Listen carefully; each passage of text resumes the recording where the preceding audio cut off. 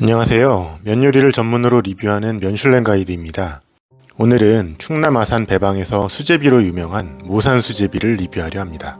시청자님들은 수제비 좋아하시나요? 저는 무척 좋아합니다. 칼국수 좋아하시는 분들은 수제비도 대부분 좋아하시죠. 저는 국딩 시절 어머니께서 만들어주신 멸치 육수에 끓인 수제비가 처음이었던 걸로 기억하는데요.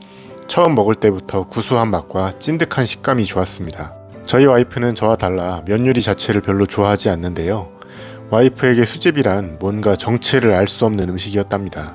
그냥 밀가루 덩어리를 왜 먹는 건지 이해를 못하겠다네요. 그런데 빵은 또 좋아합니다. 수제비도 종류가 여러 가지가 있지요. 들깨 수제비, 감자 수제비, 김치 수제비, 해물 수제비, 짬뽕 수제비 등등. 오늘 리뷰할 모산 수제비는 들깨 수제비로 유명한 맛집인데요. 1995년 창업하여 분점도 내고 오랜 시간 현지인들로부터 사랑받고 있는 식당입니다. 그럼 함께 맛보러 가실까요? 모산 수제비는 아산의 배방 파출소 건너편에 자리하고 있습니다. 아산 배방 일대를 모산이라고 부른다고 하네요. 가게 크기는 아담하고 간판도 비교적 오래되어 보이며 동네의 정겨운 맛집 분위기가 느껴집니다. 11시 30분쯤 갔는데 거의 만석이네요. 입구에서 사장님 가족으로 보이는 귀여운 아가씨가 상냥하게 맞이해줍니다. 네네네.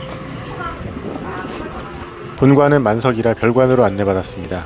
들깨 수제비 하나 주문합니다. 얼큰이 칼국수와 들깨 칼국수도 맛있다는데 저는 대표 메뉴를 먹으러 온 거라 시켰습니다.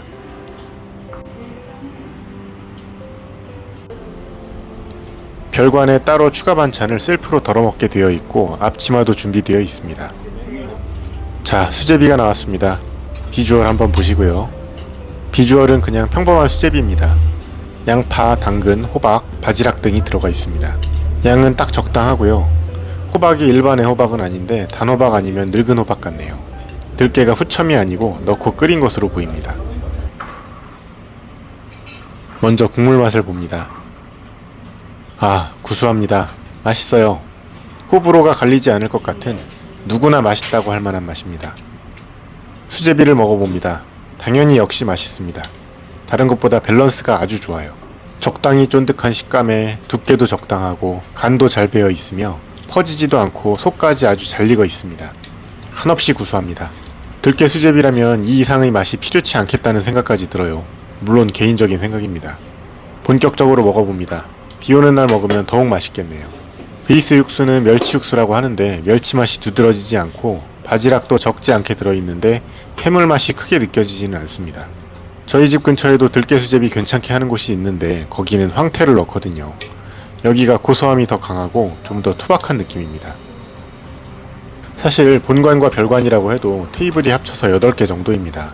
별관도 불과 2-3년 전에 생긴 것으로 보입니다. 아산도 인구 32만 정도의 소도시인데 평소에는 웨이팅이 길다고 하네요. 음식 맛은 들깨 수제비 중에서 흠잡을 데 없는 맛이라고 생각됩니다.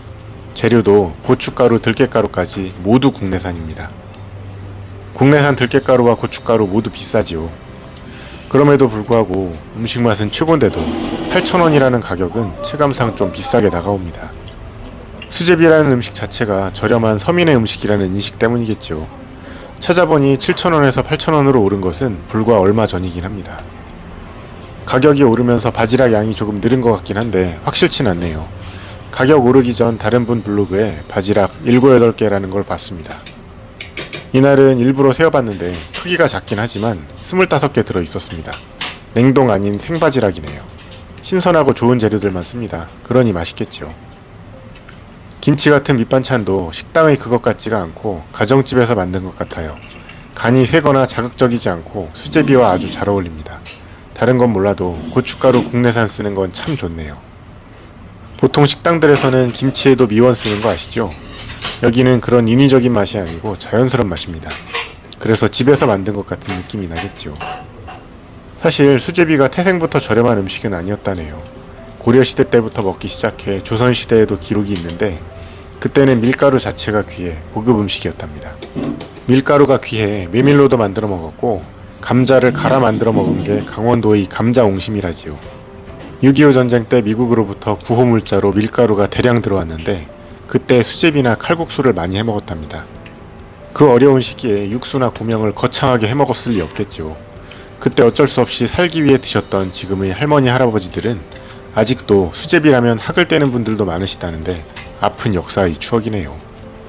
요즘은 별미인데다 고급화가 많이 되어서 종류도 많고 칼국수와는 다른 영역으로 인기도 나쁘지 않아 꾸준한 수요가 있습니다. 저도 수제비를 해먹어보기도 했는데 대충 만드는 건 쉽지만 밸런스 맞추는 게 어렵습니다. 두께나 질감이나 이렇게 딱 맞추기가 어려워요. 반죽 농도 조절이 특히 어렵더군요. 외국에도 비슷한 음식들이 많이 있다네요. 프랑스의 뇨끼, 미국의 덤플링, 일본의 스이톤 등 레시피가 복잡하지 않다 보니 여기저기 많이 있네요. 여기도 블로그 포스팅이나 후기가 굉장히 많은 이미 오래전 자리가 잡힌 맛집입니다. 보통 이 정도 유명세라면 가게를 확장 이전하는 곳이 많을 텐데 여기는 아직입니다. 본관과 별관 합쳐 테이블 8개 정도니 평범한 식당 규모입니다. 식당 하시는 분들 사이 격언에 장사 잘 된다고 가게 키우면 안 된다. 맛 단속이 안 되니까 라는 말이 있다고 합니다. 많은 의미가 담겨 있는 말인 것 같은데요. 이런 가족들끼리 하는 작은 식당들의 경우 하루에 만들어낼 수 있는 음식의 양이 정해져 있습니다. 전에 공주 진흥각 사장님 부부가 하루에 소화할 수 있는 양이 150인분 정도라 3시간만 장사하는 것처럼 여기도 비슷한 이유이지 않을까 생각해 봅니다. 자동차를 예로 들면 평범한 아반떼에 엔진만 3000cc짜리를 넣으면 차가 잘 나가고 좋을까요? 높아진 출력에 더해 브레이크 성능, 차체 강성, 미션이 버틸 수 있는 한계 등등 기존의 엔진 마력에 맞춰져 있던 모든 밸런스가 틀어지게 되지요. 식당도 장사 잘 된다고 가게를 그냥 키우면 비슷한 현상이 벌어질 겁니다. 소화할 수 있는 음식의 양은 정해져 있으니 웨이팅이 엄청나게 길어지거나 늘어난 수요를 맞추기 위해 사람을 새로 써야 하는데 음식 맛의 질이 떨어지지 않는다고 보장하기 어렵겠지요. 그래서 이미 자리가 잡힌 맛집들의 경우는 방송 출연도 거절하고 가게도 키우지 않는 경우가 많습니다. 저만의 추측일 수는 있으나 돈만을 목적으로 하는 것이 아닌 손님들께 변함없이 맛있는 음식을 대접하고 싶은 경우라면 말이죠. 시청자님들도 평소 가던 단골 식당이 방송을 타거나 가게를 키워서 갑자기 손님들이 몰리거나 했을 때 음식 맛이 변해 실망하신 경험들도 틀림없이 있으실 겁니다. 아무튼 여기는 평소에 웨이팅이 있어도 그리 길지 않아 수요를 예측해서 가게를 키우지 않는 게 아닐까 생각해 봅니다. 수요 예측 실패를 생각해 보니 허니버터칩이 생각이 나네요. 여기는 음식 맛도 맛있지만 직원분들도 너무 친절하시고 분위기가 가족적인 편안한 분위기라 더욱 좋은 것 같네요. 분위기만 봐도 화목한 가족이라는 게 느껴집니다. 개인적인 단 한 가지 흠은 가격이네요. 아무리 맛있는 음식에 재료가 좋다고는 해도 아직 한국인들의 정서상 칼국수나 수제비는 저렴한 서민의 음식입니다. 8,000원이라는 가격은 좀 어색하게 다가옵니다. 라면이 대표적인 서민 음식이라 가격을 많이 올리지 못하는 것과도 일맥상통하지요. 저는 어차피 외지인이라 상관은 없지만 그냥 현지인 분들도 비슷하게 느끼시지 않을까 해서 적어봅니다. 그래도 근처 가게 되면 재방문 계획이 있습니다. 너무 맛있어요. 아산 대방의 모산수제비 오늘도 맛있게 잘 먹었습니다. 이어서 면슐랭 가이드 평가가 이어집니다. 지극히 주관적인 평가이니 참고로만 하시면 될 듯합니다.